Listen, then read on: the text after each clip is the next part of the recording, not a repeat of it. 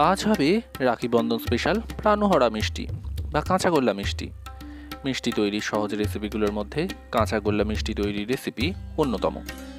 নমস্কার বন্ধুরা, আহারের বাহার রান্নার চ্যানেলে আপনাদের স্বাগত। আজকের ভিডিওটা দেখে আমার মায়ের রান্নার পদ্ধতিটা যদি ভালো লাগে বা আমার ডেমনস্ট্রেশনটা যদি ভালো লাগে, তাহলে আমাদের রান্নার চ্যানেলটাকে সাপোর্ট করবার জন্য অনুরোধ রইল। লাইক, শেয়ার এবং সাবস্ক্রাইব করে দিতে ভুলবেন না। এই মিষ্টি বানানোর জন্য আগে দুধ থেকে ছানা কাটিয়ে নিতে হবে। 2 লিটার দুধের সাহায্যে আজ এটা বানিয়ে দেখানো হচ্ছে। আঁচে কড়া বসিয়ে তার মধ্যে দুধ ঢেলে আগে ফুটে আসার জন্য অপেক্ষা করতে হবে। আরেকটা ব্যাপার, সতর্ক থাকতে হবে, দুধ ফুটে আসার সময় কোনোভাবে যেন সর না পড়ে। তার জন্য নাড়াচাড়া করে যেতে হবে একানাগারে। নাড়াচাড়া করার আরও একটা কারণ আছে, যেহেতু আঁচটা হাই থাকছে এই সময়, অনেক সময় দুধ গাঢ় হলে নিচে লেগে যাওয়ার সম্ভাবনা থেকে যায়। আর ফুটে এলে আঁচটা বন্ধ করে মিনিট খানেক অপেক্ষা করলে হালকা ঠান্ডা হয়ে আসবে। তখন দুধকে নাড়াচাড়া করতে থাকলে সহজে ঠান্ডা হয়ে যাবে। তবে খুব ঠান্ডা করলে যেমন হবে না, তেমনি খুব গরম থাকলেও কিন্তু চলবে না। দুধ কাটানোর জন্য ধাপে ধাপে ভিনিগারটা মেশাতে হবে। বলে রাখি, 4 টেবিল চামচ ভিনিগারের সাথে 8 টেবিল চামচ মতো জল মিশিয়ে মিশ্রণটা আগে থেকেই প্রস্তুত রাখতে হবে, তাহলে রান্নার মাঝে কাজে সুবিধে পাওয়া যাবে। তবে ভিনিগার ছাড়া পাতিলেবুর রস বা চানা কাটানোর পাউডার সাহায্যেও কিন্তু দুধটা কাটানো যেতে পারে। আগে দুধের মধ্যে অল্প কিছুটা ঢেলে নাড়াচাড়া করতে হবে, তারপর আবার পরিস্থিতি অনুযায়ী ভিনিগারের মিশ্রণটা মেশাতে হবে। যখন দুধের জলটা দেখবেন বেশ সবুজ মতো হয়ে এসেছে, তখন বুঝতে হবে ভালো করে কেটে গেছে। ভিনিগার বা লেবুর রস যাই দিয়েই কাটান না কেন, সেটা আবার বেশি পরিমাণে পড়ে গেলে ছানা শক্ত হয়ে যেতে পারে, সেটা আমাদের একদমই চাই না। তাই ধাপে ধাপে মেশানোই ভালো। একটা কথা বলে রাখি, যদি ভিনিগার দিয়ে দুধ কাটান তাহলেই জল মিশিয়ে মিশ্রণ বানাতে হবে। আর যদি লেবুর রস বা ক্যালসিয়াম ল্যাকটেট দিয়ে দুধ কাটান, তাহলে কিন্তু এগুলো সরাসরি মিশিয়ে দেওয়া যেতে পারে। তবে দুধের বিভিন্নতার উপর নির্ভর করে ভিনিগার বা লেবুর রস কতটা পরিমাণে লাগবে সেটা নির্ভর করবে। এদিকে এবার ছানার জলটা ছেঁকে ফেলতে হবে, আর হালকা করে ছানাটাকে একবার ধুয়ে নিতে হবে। আসলে ছানা লেবু বা ভিনিগার দিয়ে কাটালে অনেক সময় এদের গন্ধ ছানার মধ্যে থেকে যায়। জল দিয়ে একবার আলতো হাতে ধুয়ে নিলে গন্ধটা চলে যাবে। এখানে জল দিতে হবে ঘরের উষ্ণতার।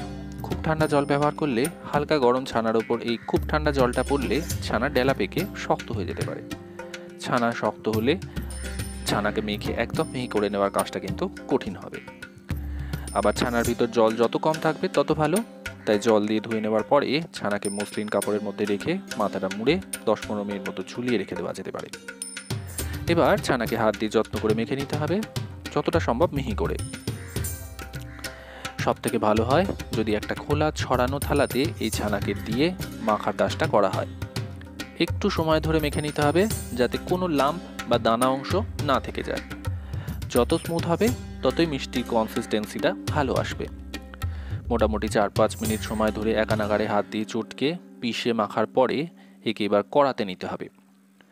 আঁচের মধ্যে কড়া বসিয়ে তার মধ্যে মেখে নেওয়া ছানাটা নিয়ে আগে নাড়াচাড়া শুরু করতে হবে। শক্ত ধাতব খুন্তির তুলনায় স্প্যাচুলা ব্যবহার করলে এখানে কাজে অনেকটা সুবিধে পাওয়া যাবে। আঁচ কম থেকে মাঝারি করে রেখে আগে মিনিট খানেক মতো সময় একটু আলতো হাতে নাড়াচাড়া করে নিয়েই এতে এবার চিনি মেশাতে হবে। দুধের মোট পরিমাণ ছিল 2 লিটার, তাই চিনিটা প্রায় 1 কাপ পরিমাণ লাগবে।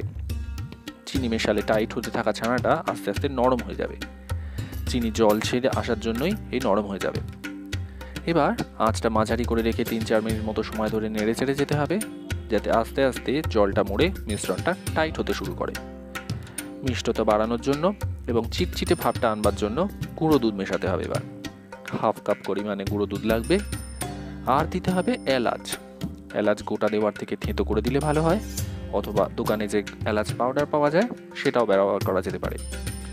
যদি গোটা এলাচ থেঁতো করে দেন, তাহলে আগে 2-1টা এলাচকে শুকনো কড়াতে মিনিট খানেক ভেজে নিয়ে তাকে হালকা ঠান্ডা করে হামানদিস্তা দিয়ে থেঁতো করে দিতে হবে।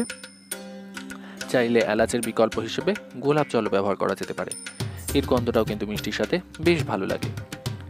আর মেশাতে হবে ময়দা 2 টেবিল চামচ পরিমাণে। তবে আগে 1 টেবিল চামচ ময়দা মিশিয়ে কিছুক্ষণ নাড়াচাড়া করলে তারপরে যদি প্রয়োজন পড়ে আবার মেশাবেন।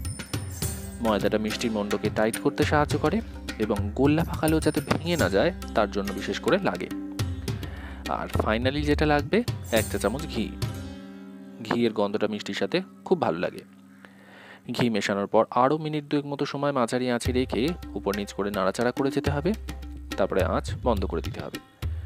মোট প্রায় 10-12 মিনিট সময় ধরে মাঝারি আঁচে ছানাটাকে কড়াতে নাড়াচাড়া করার পরে আঁচ বন্ধ করে ছানা মিশ্রণটাকে এবার হালকা ঠান্ডা করতে হবে, যাতে হাত দিয়ে কাজ করার উপযুক্ত হয়ে আসে।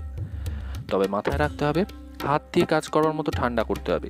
খুব বেশি ঠান্ডা হয়ে এলে মিষ্টিকে গোল পাকিয়ে আকার দেওয়া গেলেও ফেটে ফেটে যাবে। তবে একবার আকার দেওয়া হয়ে গেলে কিন্তু আর ভয় থাকবে না। চাইলে একটা খোলা ছড়ানো পাত্রে, বিশেষ করে থালাতে, এই ছানার মিশ্রণটাকে ছড়িয়ে রাখা যেতে পারে, তাহলে ঠান্ডা হওয়ার কাজটা সহজে হবে। হাতে সামান্য ঘি মাখিয়ে ছানার মিশ্রণ থেকে আগে সমান মাপের টুকরো কেটে নিতে হবে, তাহলে সবকটা মিষ্টির আকার সমান হবে। তারপর 2 হাতে তালুতে রেখে হালকা চাপ দিয়ে ঘোরালে গোল আকার হয়ে যাবে। আরেকটা কাজ আগে থেকে করে রাখতে হবে, দোকানে পাওয়া যায় যে খোয়া ক্ষীর, তাকে একদম মিহি করে নিয়ে ব্যবস্থা রাখতে হবে। মিষ্টি বানানো হয়ে যাবার পর একে 2 ভাবে ব্যবহার করা যেতে পারে। সব মিষ্টি বানানো হয়ে যাবার পর উপরে উপরে খোয়া ক্ষীরের মিহি পাউডার ছড়িয়ে দেওয়া যেতে পারে, আর তা না হলে একটা ছড়ানো ডিশে খোয়া ক্ষীর রেখে তার উপর একটা একটা করে মিষ্টি ফেলে কোটিং করে নেওয়া যেতে পারে। কমেন্ট করে জানাতে ভুলবেন না কেমন লাগলো রাখি বন্ধন স্পেশাল প্রাণহারা মিষ্টি বা কাঁচা গোল্লা মিষ্টি।